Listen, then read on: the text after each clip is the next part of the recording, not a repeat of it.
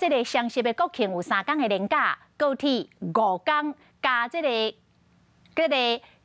加班车车班是加到824班，这个热门的时段车票已经卖出超过30万张了，用要这个热门时段车班拢来客满。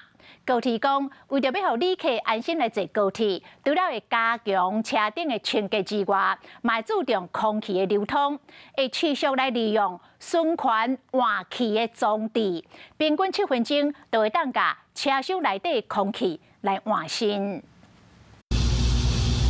高铁车厢硬碰碰，这毋是车辆故障，是为着了解车厢循环换气的状况。经过循环之后，会从这边送回的出风口。都是空调和外部空气流通，因为所落来国庆连假面对大批的返乡人潮。高铁路南列车加开47班，上北加开54班，5天到824班列车，会当了解有偌济返乡人潮，防疫一定要做好。从车厢外引进新鲜的空气到车厢内，平均大约每7分钟就可以完成一次车厢内空气的置换。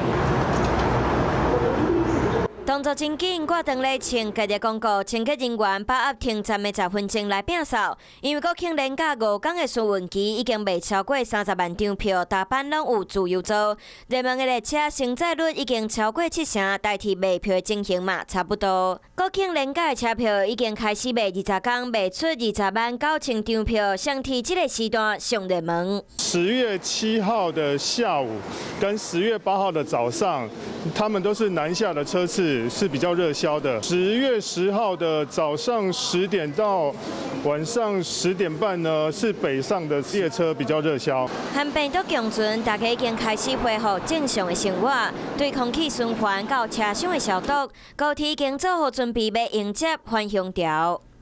Hello， 大家好，我是品轩。想要跟我一起品味生活中的大小事吗？一定要赶快打开华视的 YouTube 频道，按赞订阅，并且开启小铃铛哦。